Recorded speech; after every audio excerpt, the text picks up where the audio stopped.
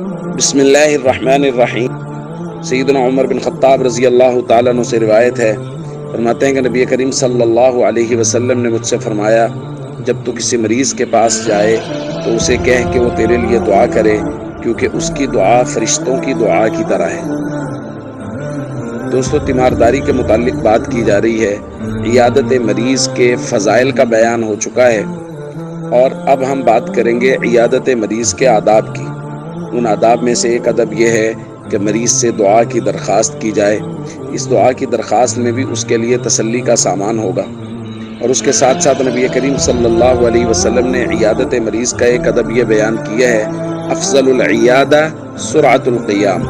حضور نے فرمایا عیادت سب سے افضل عیادت یہ ہے کہ عیادت کر کے جلدی اٹھ جائے، کیونکہ مریض پتہ نہیں کس حالت میں ہے، اس کو کوئی تقاضا ہو، اگر دیر تک عیادت کرنے والا بیٹھا رہے گا